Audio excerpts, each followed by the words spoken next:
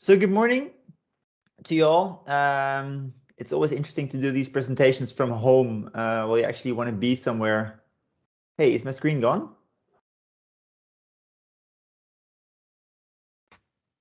Yes, it's gone. That's interesting. I was saying it's always interesting to do these kind of things from home while you actually want to be with a group and interact.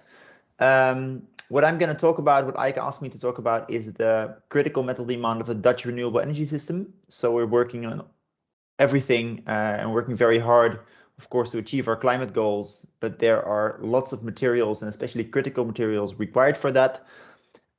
We did some research into that over the last few years, and I'd like to share with you some of the conclusions. But before we do that, there's a statement, and I'd like you to respond to the statement with a yes or a no in the chat. And the statement is as follows.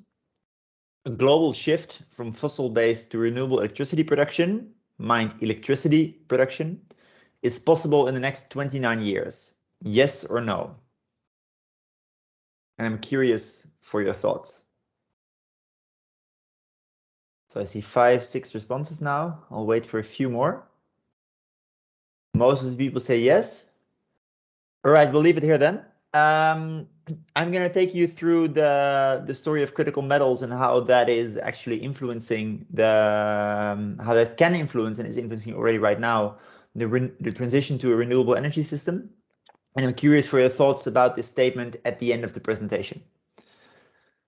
So I'll walk you through my presentation in 4 blocks. First, the global perspective of the energy transition. Second, the critical metals required for the Dutch energy system. Third, the global context in which these supply chains operate. And fourth, some solutions in moving forward. But before we dive into this, of course, very important, why are we doing this? And for me personally, I'm doing this because I really try to avoid strong climate change and limit global warming. So we're doing all this from the perspective of how can we possibly work towards solutions that are able to limit global warming to 1.5 degrees. If we look to the IPCC scenario, the scenarios they made last summer in their 6th assessment report, you see that there's basically only one scenario which limits global warming to approximately 1.5, and that is the very low emissions scenario, as they call it. And that implies a 50% reduction in global carbon emissions in 2030 and 100% emission reduction in 2050, including negative emissions after 2050, with mostly technologies we have not found out yet. And therefore, many renewable technologies are essential. And for these renewable technologies, we need many critical materials, which are not so widely available as many materials that we do know and use on a daily basis. For us, our journey and our curiosity started in 2018. That's almost 4 years ago now. And we then thought, okay, what is the critical metal demand of our renewable energy system? And then we looked solely to solar and wind. And we actually found out that no one really knew, at least for the case of the Netherlands. There were just some general global reports. Germany did something, but it was all very limited. So we did a study for the Netherlands on the metal demand for our renewable electricity production, so solar and wind. And we were actually quite shocked by how many critical metals were required just for our Dutch renewable energy production. Building upon that, we thought the next year, okay, there's another big block, which is electric vehicles. Then how does that work? So we did a second study on the metal demand for electric vehicles, and actually the amount of critical metals required for that, especially for the batteries, but also for the motors and the engines, was even bigger. And that led to the large overview study that we published last summer. It's called Towards a Circular Energy Transition. We can share the link afterwards if people are interested. And there we basically included all aspects of the energy system, so not only energy production and electric vehicles, but also the infrastructure required and the storage capacity required on a national level. And based on those 3 studies, I'm going to share some conclusions today. Of course, we did not do this by ourselves. I work for Copper8. My name is Sybren, as Ike introduced, but we did this together with Metabolic, Polaris Consulting, Quintel Intelligence, who have built the energy transition model in the Netherlands for many energy transition modeling, and some scientists from Leiden University, with lots of partners who supported us, including InvestNL, 2 provinces, and the 3 grid operators. If we then look to the energy transition and take a global perspective, we see that the International Energy Agency earlier this year made a big report on the critical metals required. It was the first time that they really addressed the issue. And what you see in the 2 graphs, if you look to the graph on the left-hand side, you see that they expect a factor 4 to factor 6 growth in critical metals between now and 2040. So that's 20 years from now, depending on which renewable energy scenario you take. But at least they expect a strong growth. And if you then look to the graph on the right-hand side, you see that for specific elements, they even see a growth from a factor 7 for rare earths to a factor 42 for lithium. So that is enormous. So we can say there is quite some supply out there, but if we need to have a factor 42 growth in production based on today's technologies, and of course there will be some innovation, but that is enormous. And the consequences of that for the earth and for really delving those resources is also quite big. And additionally, there's also quite some geopolitical dominance throughout these supply chains, because many of the metals are actually produced in one or a few countries. And that applies both to the extraction, where we actually get the ores out of the ground, and the processing, where we really process the ores and make usable materials out of them. In processing, you see that China is dominant in very many critical metals. For the extraction, you see that there's actually quite some different countries. So for cobalt, for example, it's Congo. For rare earths, that's China. For lithium, that is Australia, but also a big chunk in South America. For copper, that is Chile. So there's quite some countries for every specific element who really dominate that supply chain. And that's, of course, interesting to take into account when we want to have global collaboration, but when you also see that the political landscape globally is shifting. Then, what are critical metals? Because it's not an official term, but we see critical metals as critical when they are both important to the economy and have a relatively high probability of disruptions in the supply chain. And all these metals where you have a very strong geopolitical force in either the extraction or the processing has a high possibility of disruption in the supply chain, because if the political landscape in one of these countries changes, many things can change in that chain. And additionally, we don't need these materials just for renewable technologies like wind, storage, PV, and electric mobility, but also for very many other applications like electronics, like military applications, industrial applications, and many other things. So all the numbers you'll see in this presentation are just about the energy system and don't include the need, which is also there outside the energy system. If we then look to Europe, the European Union has also did also do some studies on this, and what you basically see here is that the amount of critical metals in their sheer volume required for e-mobility and renewables, which are the top 2 boxes on the right-hand side, is much, much larger than the amount of critical metals required for example, defense and space. So what we will see is an enormous growth in the amount of materials required, and thereby also an enormous growth in dependency in other countries for the production of these materials. If we then move to the Netherlands, we have quite some policies in place, and we're quite proud of that, and we praise ourselves for doing so well. So we have climate targets, you know them all, and we have circular economy targets. That's a 50% reduction in primary raw material use in 2030 and a fully circular economy in 2050. And the interesting thing there is that it's presented as a target, but it's actually quite vague what that 50% reduction in primary raw material use means and implies. And what we see is that many circular economy policies do not adequately factor in the material demand of the renewable energy system. So we, in the Netherlands at least, have many nice visions and general policies in general areas to work on, but very few specific policies on these materials, which we do really need in order to achieve our climate targets. And that's something I'm really worried about. Luckily enough, the European Union is, well, at least trying to put this on the agenda, but it's a matter of policy for member states. So the mandate of the European Union is very limited. So that's why I'm really worried about the developments in the Netherlands, because we really don't want to address it. And I'll come back to that in the end. If we then look to the Dutch energy system of the future, there are quite some scenarios built for that by the Dutch TSO, TenneT, and the DSOs, Alliander, Stedin, and Enexis. And they have developed 4 potential scenarios on how the energy system should look and could look in 2050.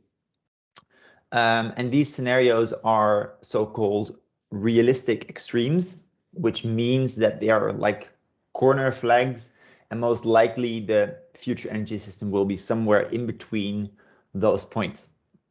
So there are scenarios around regional steering, where almost all renewable energy is produced and used on a regional scale. There's a national steering scenario. There's a European CO2 steering scenario, where the CO2 emission trading system will strongly change the energy market, but there's less national regulation. And there's an international steering scenario, where there's a global energy market and also a global market on carbon. So based on these 4 scenarios, they all have a certain amount of technologies used, a certain capacity for batteries, etc. Those are all in the report. And what we did with these 4 scenarios, that we used them for our calculations on the amount of critical metals that we need. And I'm going to show you some numbers in a bit. But before I'm going to show those numbers, there are 3 figures I'd like you to remember. And that is basically the relationship and the ratio of the Netherlands versus other countries in the world. If we look to our gross domestic product, so our basically financial income, that is 1% of the global GDP. If we look to our final energy use, that is 0.5% of global GDP. And if we look to our population, that is 0.2% of global GDP. So if we're talking about our average metal use compared to the global production, which I'll show in a bit, you could see all 3 of these figures as sort of, okay, that would be our fair share, or that would be our relative share if we also wanted to have other countries in the world take their part. So it's either 1.0, 0.5, or 0.2. And if we then move on and we see how many critical metals we need for our future energy system, we see that these far, far exceed all 3 of the figures just mentioned. So what we did here is that we showed the top 10 critical metals based on their relative need. And on the vertical axis, you see the percentage which we need in 2030, 2040, 2050, compared to today's global production. And of course, the production can grow a bit. And of course, innovation and technologies will make sure that the demand gets reduced a bit. But what we really see here is that there's an enormous difference, and it's actually many factors more. We need many factors more than we see from today's production. So the order of magnitude of the challenge, that's something that we want to show with this graph, and that we really have some challenges here in creating a renewable energy system that works for everyone and that enables everyone in the world to have renewable energy for all the things they want to use energy for. I won't go deeper into the specific materials. We'll do that a little bit later, but we need them for many different applications. And if we then look where those materials come from, this is a Sankey diagram where we actually show the extraction location, so not the processing. So the supply chain is much more complex, but simply the extraction location and the final application. And you also see here that the majority of these metals is needed for electric vehicles, then for solar PV, electrolyzers, which of course is also one of the core themes of today, wind and static storage. So one of the major gains can be made if we really look to the mobility system and to the amount of electric vehicles that we need in a different way. Then moving into the global context, China is taking a dominant role on the world stage, whether we like it or not. And what we basically see is a geopolitical shift from the Middle East, where we used to get our oil from, to the Far East, where we're getting our critical metals from. China is not only doing lots of extraction in the rare earths, but also lots of production and processing of many of the other metals. And they actually are doing lots of investments in Africa, where they're investing in mining sites, but also in infrastructure, so railroads and harbors, just to make sure that they have one of the points in the supply chain with which they can dominate the entire supply chain to make sure that everything goes into China. And we see also that China strongly invests in its national industry. So first they really focused on more production and extraction. Then they moved towards the processing and the refinery. Then they're moving to production of components. And increasingly they're saying, okay, if you want to buy our components and use them in your factory, that's fine. But we're not going to sell them to you. You just bring your factory to China. So that's also one of the reasons that we're seeing a large shift of factories for electronics, for example, but also for solar panels. This is why they have moved to China partially. Not also labor costs, but not only labor costs, there's also dedicated industrial policy to really gain momentum and gain a dominant role in these sectors. Also, additionally, mining has significant environmental impact.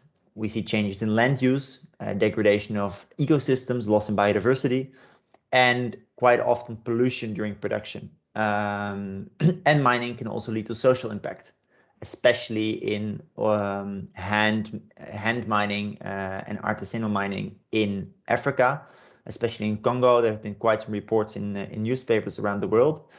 And mining has impact, whether we like it or not. And of course, we can minimize that impact and we can strongly reduce the impact, but mining with zero impact is practically impossible.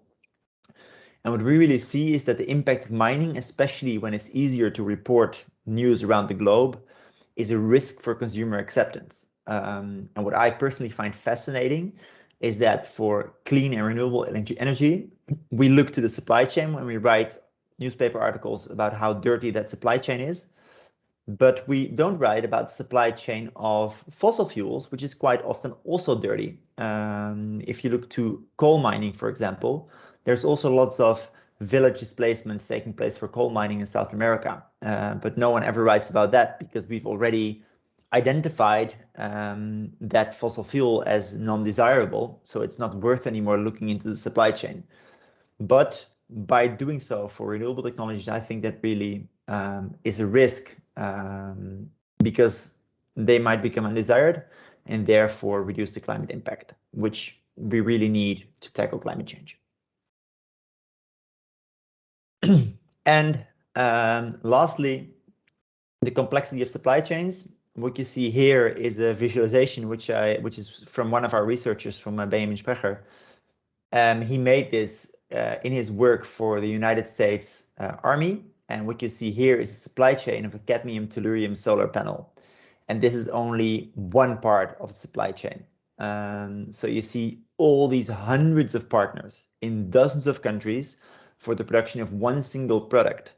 And we see now that if there's short disruptions in those supply chains, for example, due to COVID or due to a ship which is stranded in the Suez Canal, or whatever other reason we'll see in the future, because these supply chains are so complex, small disruptions can have a very large influence. And that's something to really take into account in working on this. And additionally, in the mining part, so the extraction part, there's a dependency between major metals and minor metals. And what that means is that the production of some metals is dependent on the production of other metals. For example, indium is a byproduct of zinc, tellurium byproduct of copper, and also cobalt. It's sometimes mined by itself, for example, in Congo, but sometimes also a byproduct, for example, of nickel or copper. And what that means is if we want to have more tellurium, for example, for our solar panels, we cannot simply mine more tellurium. It means we need to mine more copper. So if we need 5 times more tellurium, we need to mine 5 times more copper. And if that's not the amount of copper that is required, there is no business case for mining a tellurium. So this is really something that we have to take into account, that there's many interdependencies between those metals in the mining production, and therefore we also need to take that into account in, well, depending and choosing which materials we use in which products. Having said that, any questions so far before we move into solutions? So this was the problem, shortly said. That it should be possible for everybody to unmute themselves and speak out loudly, or unmute the camera if they want. So if someone maybe wants to test it, that would be great.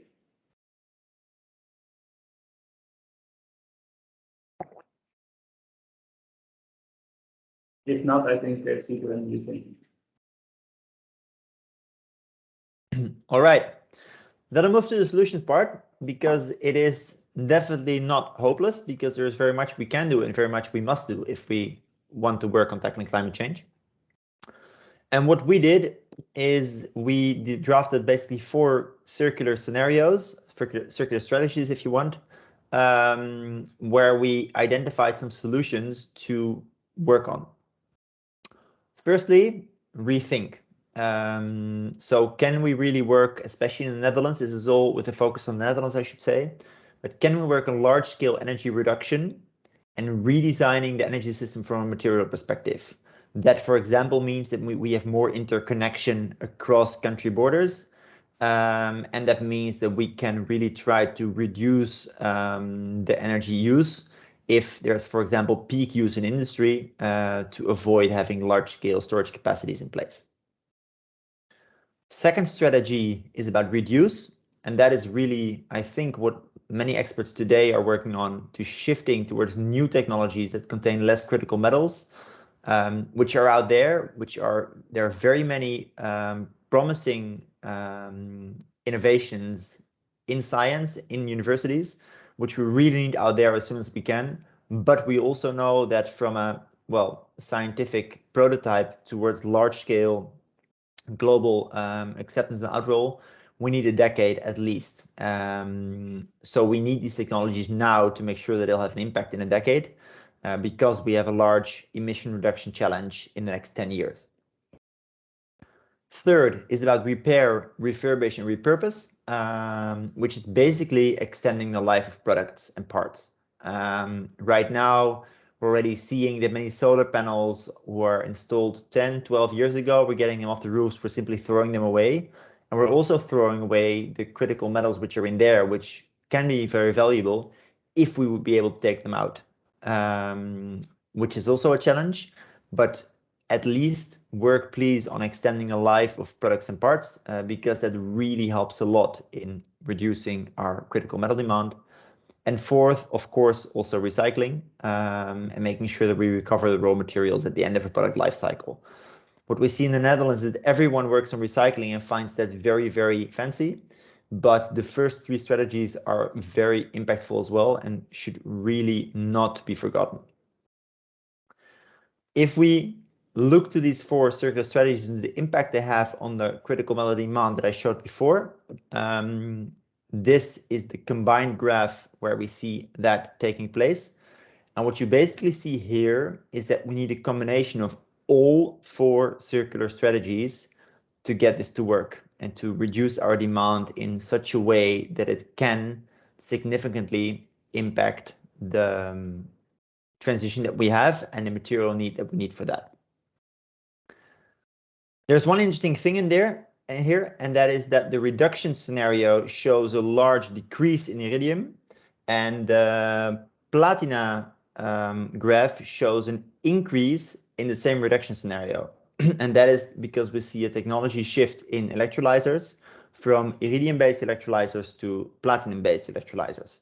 So you also see here that a reduction in one metal is not necessarily an overall reduction, because it also can lead to an increase in a different metal because you shift from one technology to another technology.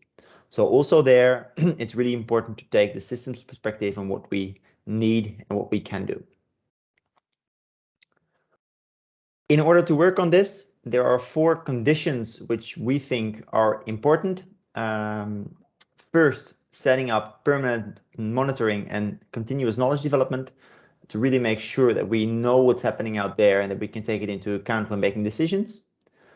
Second, increasing supply chain transparency to really make sure that if these supply chains get more transparent, we can also better determine if there's impact, yes or no, how big that impact is, and how we can reduce that impact.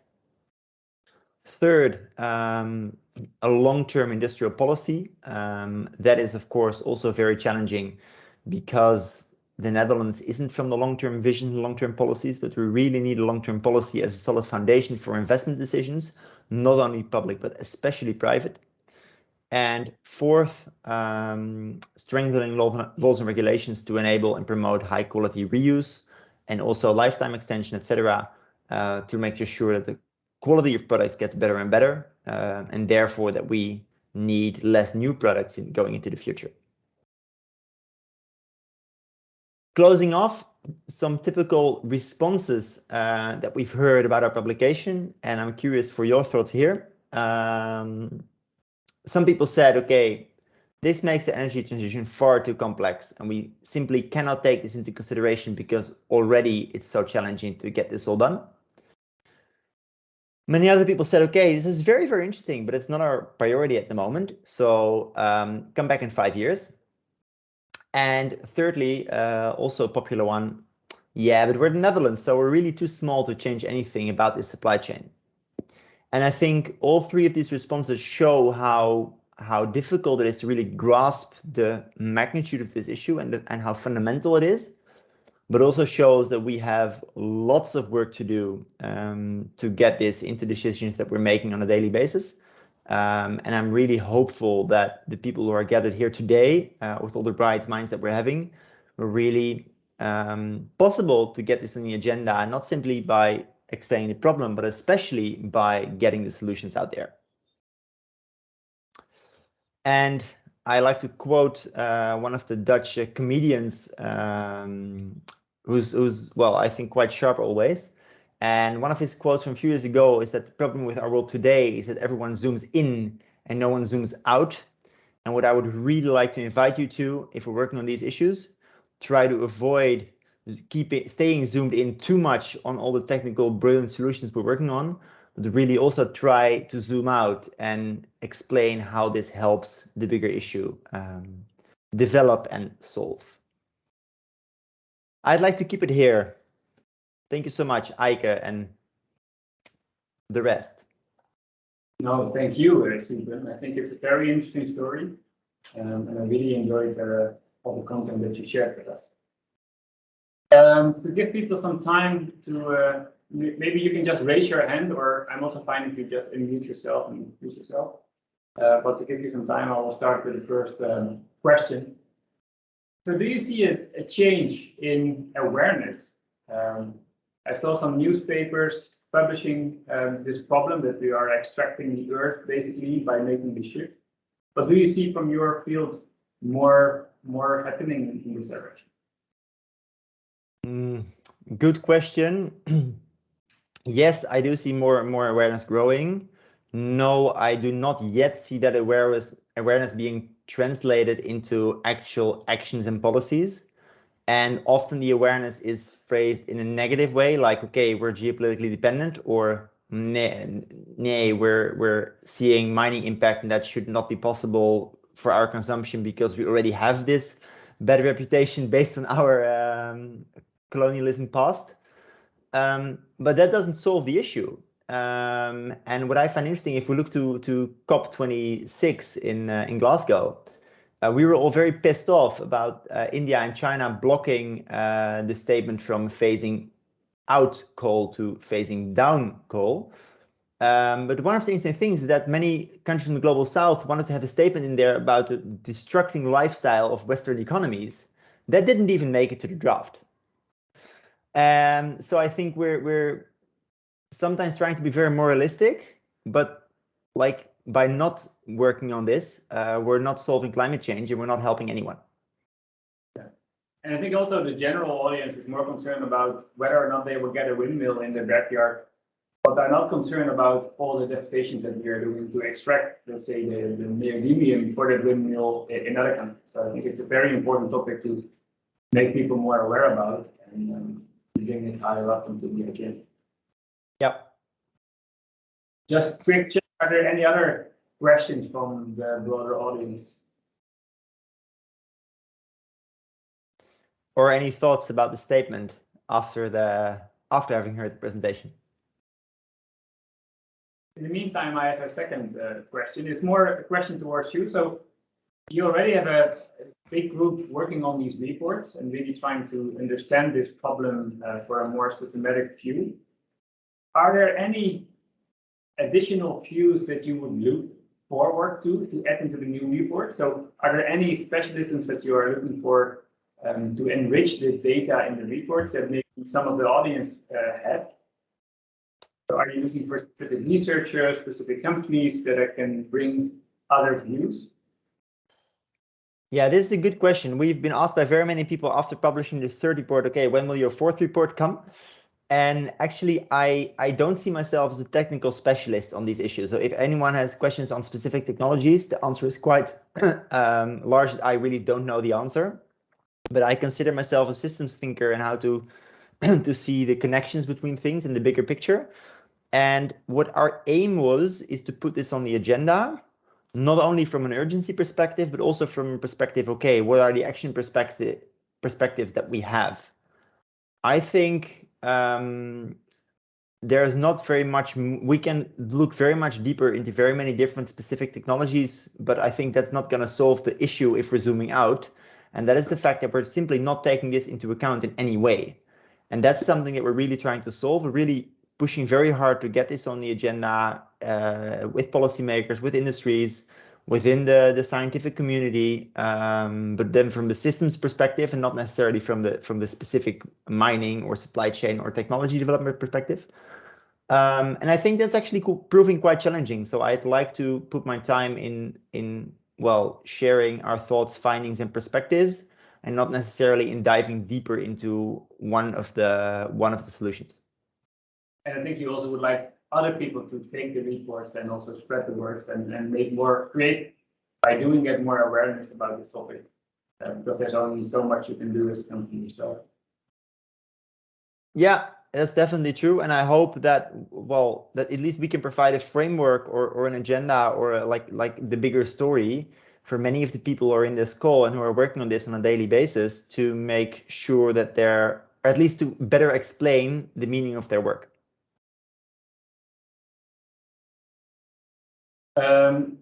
I think you already mentioned it, but also later today, starting at 11, we have a presentation from Tiny, which is a researcher at Simcascam, working closely with Dipper. And they indeed tested the membranes that we at PSP are producing. And there you can see a drastic reduction in the use of iridium. And we are just starting. So indeed, I think there are many companies in the Netherlands focusing on this topic, but not only in the Netherlands, I think also globally, which is definitely needed. And I think by doing everything together, we should be able to make it. So coming back to your first question, are we able to electrify society in the next 9 years? Are you asking me? Yeah, so you posed this question. So I assume that in your last slide, you would give us the answer. Yeah. Actually, it's a hard one. I tend to be very positive about the way and the speed and the pace with which innovation develop. I'm not very positive about the pace with which innovations are actually large scale applied to the market. So technologically speaking, yes, I think we are able to make it. Practically speaking, I don't think our way of collaboration and way of decision making will ensure that we are going to make it. So I think the largest challenge here is not necessarily on developing new technologies, but making sure that all the technologies that we develop that are very helpful really make it out there on a large scale. And I think what we need for that is not better technologies, but a better story on why these technologies are so relevant. And I hope that, well, this helps to build that story. I think it also connects to your having a long-term vision from policy point of view instead of a changing vision. And also, especially on the production of renewable electricity, there's a big dependence on policies and governments that are determining the processes and the steps involved in deploying those infrastructure, which sometimes takes a very long time to go through all the loopholes before you're able to let's say, deploy a new solar farm or a new windmill. So there, I think, is still a lot of room for policies to also accelerate the basic infrastructure that is needed to produce sufficient amount of. Yeah, definitely. I think in the Netherlands we're doing great on startups and startup accelerators and the whole startup infrastructure. We're doing not yet so good on really making sure these startups make it to scale ups, and to make sure that these are actually implemented, whether it be in the Netherlands or outside. I really don't care that much, honestly, as long as it's implemented and it's making a positive impact on the work we need to be doing. And that is something that I think there's a large gap to bridge. InvestNL is trying to bridge that gap. For those of you who are in need of larger investments from startup to scale up, InvestNL is like the organization in the Netherlands trying to organize money for that, because that's also the gap they've identified. That was one of the reasons that they were also funding this report, because they really wanted to better understand this issue themselves in order to create relevance for those kind of organizations. But there's a gap to bridge, definitely. On the other side, I also agree with you that from the technology point of view, I think there shouldn't be a reason why we are not able to make it. I think so. For my work at Singularity University, where we talk about exponential technologies, that for every human being, it's difficult to really foresee an exponential change. And I think if you look into how much effort is currently going, both from, let's say, top VCs, from big corporates, from big institutions, on making this change a reality. I think for all of us, it's difficult to really extrapolate all the steps that are currently taken in an exponential rate, and try to extrapolate that to 2030, 2040, 2050. So I think maybe we will surprise ourselves when we reach the endpoint in 2050 that we have achieved so much more than we are currently expecting. At least that's my optimistic side. My less optimistic side, again, will be confronted with all the facts and all the problems that we still need to overcome. Yeah, and in here, I really believe in the power of self-fulfilling prophecies. So as long as some influential people stay positive, it really helps to create the positive story, and that really, I think, is the basis for any change. Have you also been in contact with people at the Breakthrough Energy Ventures, which I think is a very informative consortium that are sharing, let's say, better strategies and roadmaps on what are the most hard problems we should solve, let's say jet fuels or scaling the production of hydrogen? No, I have not been in specific contact with them. I think one person of our team has been, but I don't know exactly what they discussed. So it would be interesting to follow up with them. If you want, I can also make the introduction. I think for them, getting these insights, I think would be very, very valuable. Yeah. Maybe they have, if they don't, let me know, then I can also make some If you could do that, would be great.